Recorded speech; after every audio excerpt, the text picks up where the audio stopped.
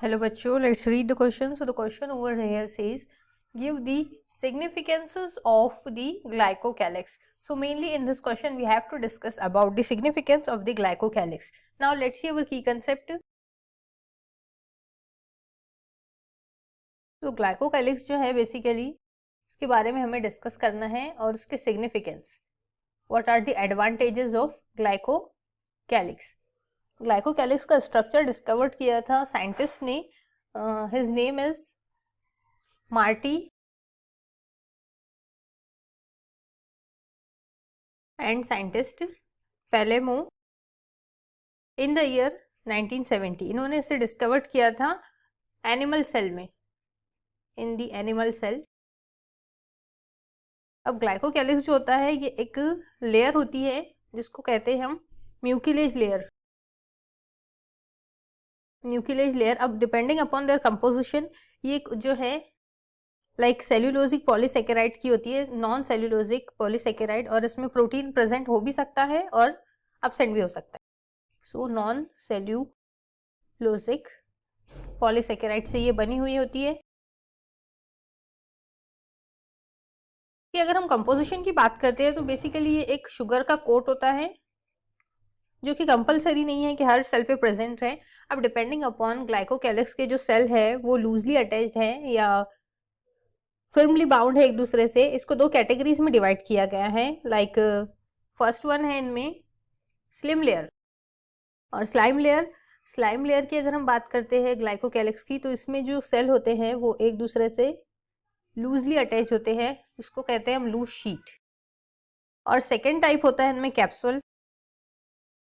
Capsule में जो है जो सेल होते हैं वो टफ होते हैं और थिक होते हैं. Tough and thick. अब इसके अगर हम फंक्शनल वाइज बात करते हैं तो ये ज़रूरी नहीं है कि ये सभी बैक्टीरिया में पाया जाए, ये सर्वाइवल के लिए नेसेसरी नहीं है, बट इसके डिफरेंट फंक्शंस है. लाइक इसका जो कैरेक्टरिस्टिक है ये कैसा है, स्टिकी. ये स्टिकी नेचर की होती है ग्लाइकोकैलिक्स. और अगर इसके फंक्शंस की बात करते हैं हम, सो अगर हम ग्लाइकोकैलिक्स के फंक्शन देखते हैं सो इसके डिफरेंट फंक्शंस हैं. लाइक ये जो है अटैचमेंट में हेल्प करती है. अदर देन अटैचमेंट ये वायरस से प्रोटेक्शन का भी वर्क करवाती है. लाइक इसका जो नेचर है ये कैसा है, वायरुलेंस. और ये फेगोसाइट्स जो होते हैं उनसे हमको प्रोटेक्ट करती है. प्रोटेक्ट जो एनिमल सेल जो सेल रहेंगे उनको क्या करती है, protect from phagocytes like engulfment phagocytes. और इसके अलावा इम्यूनोजेनिसिटी प्रोवाइड करती है ये पर्सन में, इम्यूनोजेनिसिटी. अदर देन इम्यूनोजेनिसिटी ये जो डेसिकेशन का जो प्रोसेस होता है जिसमें लाइक डेसिकेशन से प्रिवेंट करती है, ये डेसिकेशन प्रिवेंशन, ड्राइनेस से प्रिवेंट करती है. और इसके अलावा अगर हम कह सकते हैं ये टॉक्सिक केमिकल्स और ड्रग्स जो होते हैं उनसे भी जो सेल बॉडी होती है उसको प्रोटेक्शन का वर्क करती है. प्रोटेक्ट फ्रॉम जो भी toxic harmful chemical harm cause कर सकते हैं और ड्रग्स जो होते हैं हार्म कॉज करते हैं, उससे ये प्रोटेक्शन का फंक्शन प्रोवाइड करती है. ये तो कुछ उसके सेकेंडरी फंक्शन हो गए. अदर देन दिस इसका जो नेचर होता है ग्लाइकोकैलिक्स का ये कैसा होता है, ये स्टिकी. अब ये स्टिकी नेचर की वजह से ये क्या करती है, अपने सेल को एडिशन प्रोवाइड करती है. लाइक एक जगह पर फिर्म रहने के लिए इसको हेल्प करती है.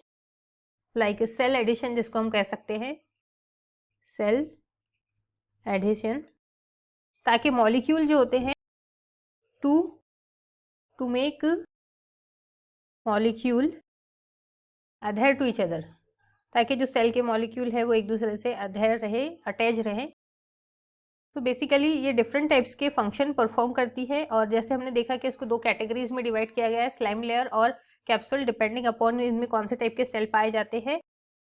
और अदर देन दिस ये अटैचमेंट का फंक्शन प्रोवाइड करती है, वायरुलेंस देती है हमें, और फेगोसाइट से प्रोटेक्शन देती है, इम्यूनोजेनिसिटी प्रोवाइड करती है. So these all are the significance of glycocalyx जो कि एनिमल सेल के में पाई जाती है, जिसको मार्टिनेस एंड प्लोमो साइंटिस्ट ने डिस्कवर्ड किया था इन द ईयर 1970.